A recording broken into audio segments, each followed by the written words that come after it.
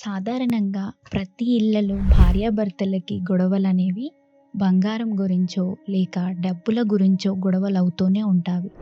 మనకి ఈ పాఠ్యాంశంలో బంగారం కావాలని వేధించే ఒక భార్యతో భర్త చెప్పినట్లుగా ఉంటుంది. అంటే మనం ఆ పాత్రలని ఇక్కడ ఊహించుకోవాలి అన్నమాట. ఇప్పుడు భర్త ఇలా అంటాడు. అసలు నిజంగానే మన ఇద్దరి మధ్య ఈ గొడవ ఎందుకు వచ్చింది అంటే బంగారం కోసమా? నిజమే కదా. ఇప్పుడు మనకి గొడవ జరుగుతుంది దేనికి? బంగారం కోసమే కదా, డబ్బుల కోసమే కదా. నువ్వు బంగారం కావాలంటావు. ఎవరు కావాలంటారు బంగారం? భార్యలు కావాలంటారు. దానికి భర్తలు నేను దానికన్నా ప్రేమ గొప్పదని అంటాను. నువ్వేమంటావు? కాదు, లేదు, బంగారమే గొప్పది, బంగారమే కావాలంటారు భార్యలు. ఇదే కదా మన ఇద్దరి మధ్య రోజు గొడవ. ఇదే కదా మనకు రోజు తగాదాలు. ఒకటి చెప్తా విను, అలాగే నిజం చెప్తా విను. సంపద అనేది 2 రకాలు ఉంటుంది. ఒకటి మట్టిలో పుడుతుంది, అదే ఏంటి? బంగారం. రెండవది హృదయంలో పుడుతుంది, అదే ఏంటి? ప్రేమ. ఈ 2 ఒకే చోట ఉండటం చాలా అరుదు. నిజమే, బంగారం ఉన్న చోట ప్రేమ ఉండదు, ప్రేమ ఉన్న చోట బంగారము ఉండదు.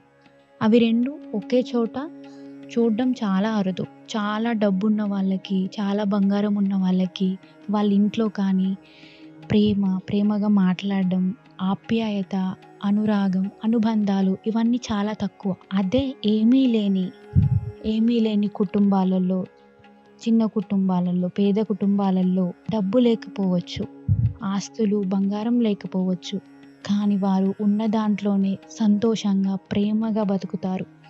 నిజంగా అవి 2 ఒకే దగ్గర ఉండటం చాలా అరుదు అని మనకి కవి గారు చెప్పారు. అలాగే ఈ 2 సంపదలలో భార్యలు దేన్ని కోరుకోవాలి? బంగారంనా లేక ప్రేమనా? మీరే చెప్పండి. సంపద అనేది 2 రకాలు అన్నారు. ఒకటి మట్టిలో పుడుతుంది, అది బంగారం. రెండవది హృదయంలో పుడుతుంది, అది ప్రేమ. మరి భార్యలు కానీ ఎవరైనా సరే ఏం కోరుకోవాలి? బంగారంనా ప్రేమనా? మీరైతే ఏం కోరుకుంటారో కామెంట్స్లో చెప్పండి.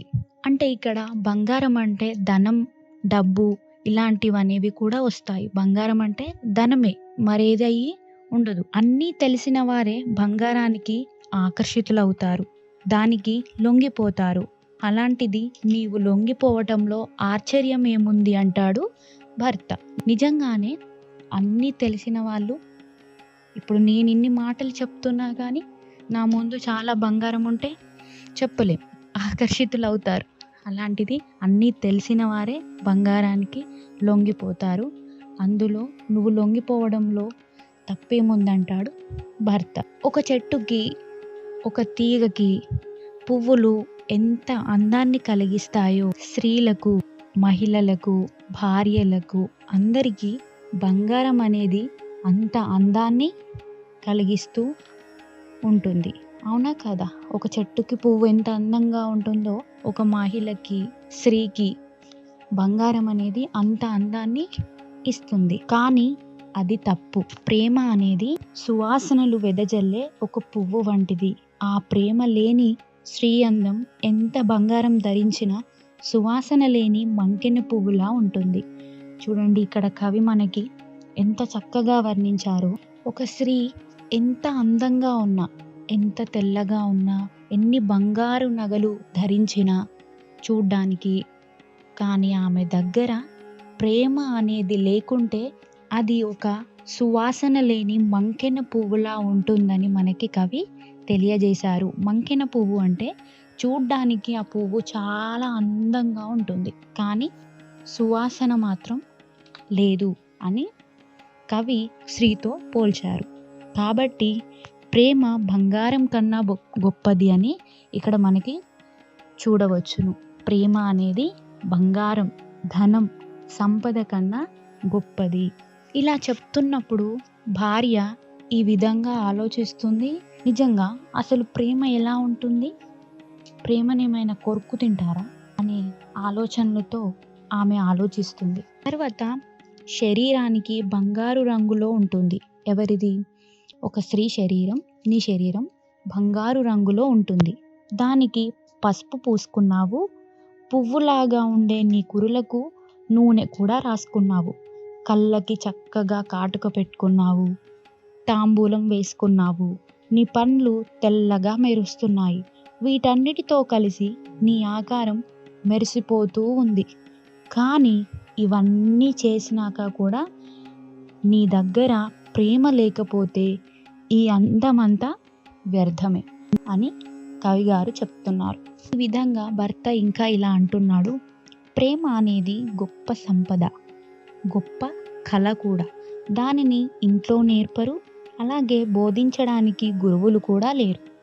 ప్రేమ విషయంలో శాస్త్రాలు కూడా మౌనంగానే ఉండిపోయాయి. అదృష్టవశాత్తు కవులు దయతో ప్రేమ అంటే ఏమిటో తెలుసుకున్నాము. ప్రేమ అనే రత్నాలతో నా హృదయాన్ని నింపుకున్నాను. ఆ ప్రేమ అనే రత్నాలు నీకిస్తాను, స్వీకరించు, తీసుకో. బంగారం కంటే ఈ రత్నాలు విలువైనవి సుమా అని అంటాడు. ఏంటి, ప్రేమ అనే రత్నాలను తీసుకో, ధరించు అంటున్నాడు. అసలు ప్రేమ అనే రత్నాలను శరీరం మీద ఎలా ధరించాలి అని అంటావా? ఆ రత్నాలను నేను ధరించాను అంటాడు భర్త. కావాలంటే నా కళ్ళలోకి చూడు. అంటే ఇక్కడ భార్యని నా కళ్ళలోకి చూడు, నీకు నా కళ్ళలో నీపై ఉన్న ప్రేమ కనిపిస్తుంది, అవే రత్నాలు అని ఇక్కడ మనకి చెప్తున్నాడు. భార్యల అందం అనే కమల వనానికి భర్త ప్రేమ సూర్యుని వంటిది. సూర్యుని కిరణాలకు కమలాలు వికసించినట్లు భర్తల ప్రేమకు భార్యల అందం పరిమళిస్తుంది అని మనకి చక్కగా వివరించారు. ప్రేమే లేకపోతే బతుకు చీకటితో సమానం అని చెప్పారు. నిజంగా భార్యాభర్తల మధ్య ప్రేమ అనేది ఎంతకాలం ఉంటుందో అంతకాలం జీవితం సాఫీగా సంతోషంగా సాగిపోతుంది. ఏ రోజైతే బంగారం గురించి, ధనం గురించి, సంపద గురించి గొడవలు, తగాదాలు వస్తాయో అప్పటి నుండి వారి ఇద్దరి మధ్య మనశ్శాంతి అనేది లేకపోవడం జరుగుతుంది. ఇదే జీవిత సత్యం. ఈ విషయాన్ని మనకి గురజాడ అప్పారావు గారు ఆనాడే చెప్పారు. కానీ ఇప్పటికీ అలాంటి గొడవలు జరుగుతూనే ఉన్నాయి ప్రతి ఇంట్లో.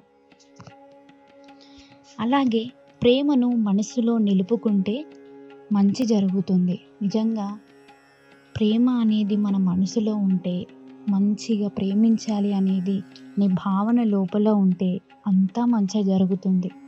కామానికి సంబంధించిన కోరికలు ప్రేమ కాదు. ప్రేమను ఇస్తే ప్రేమ వస్తుంది, ప్రేమను నిలిపితే ప్రేమ నిలుస్తుంది. నిజమే కదా? మనం ఒకరికి ప్రేమ ఇస్తే అంతే స్వచ్ఛంగా తిరిగి ప్రేమ వస్తుంది. ప్రేమను నిలిపితే అంతే నిజంగా ప్రేమ అనేది నిలుస్తుంది. ఇక్కడ ప్రేమ అంటే స్వచ్ఛంగా ఒక కన్న తల్లిలా భావించాలి. స్వచ్ఛమైన ప్రేమలాగా ఆలోచించాలి. ఇందులో కామం కానీ, వ్యామోహం కానీ ఇలాంటివి ఏవి ఉండకూడదు. అప్పుడే మనకి ఒకరికి మనం స్వచ్ఛంగా సంతోషంగా ప్రేమ ఇచ్చినప్పుడు అది తిరిగి మళ్ళీ మనకి ప్రేమగానే వస్తుంది. బంగారం ఇవ్వలేక కవిత్వం రాసి ఇస్తున్నానని అనుకోవద్దు. ప్రేమ నిజమైన సంపద. ఈ ప్రేమ సంపద నీ కంఠసీమలో చేరి బంగారు రంగుతో ప్రకాశిస్తుంది. భర్త దేవుడనే మాట పాత మాట. నిజంగా భర్త దేవుడనే మాట పాత మాటే. భర్త నీకు నిజమైన మిత్రుడు, అతడే నీకు ప్రాణం. ప్రేమ లేకపోతే నేను నిరుపేదతో సమానం. నీ ప్రేమ ఉంటే నా పదవి దేవేంద్రుడి సింహాసనం కన్నా గొప్పది సుమా. ఒకవేళ భార్యల ప్రేమ భర్తకి ఉంటే మాత్రం వారి యొక్క పదవి ఇంద్రుడి సింహాసనం కన్నా గొప్పదంట. నిజమే. ఈ విధంగా గురజాడ ప్రేమ పెన్నిది అని, బంగారం కన్నా ప్రేమ గొప్పదని తెలియజేశారు. ప్రేమ లేకపోతే బతుకు చీకటి అని నిరూపించారు.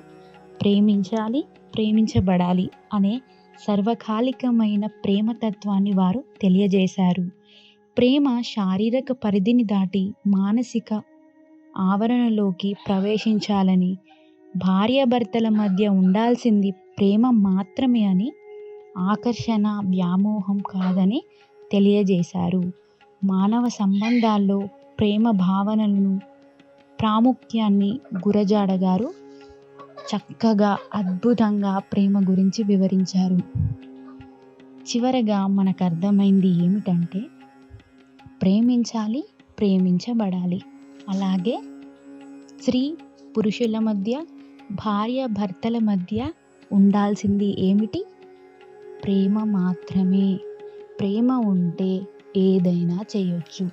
కానీ చాలామంది ఈ వీడియో విన్నాక ఇవాళ రేపు డబ్బు ఉంటేనే, సంపద ఉంటేనే ఏ ప్రేమైనా, ఎంత గొప్ప వ్యక్తి అయినా మన దగ్గరికి వస్తారు అనే కామెంట్స్ చేయొచ్చు. కానీ ఎంతైనా ప్రేమ గొప్పది.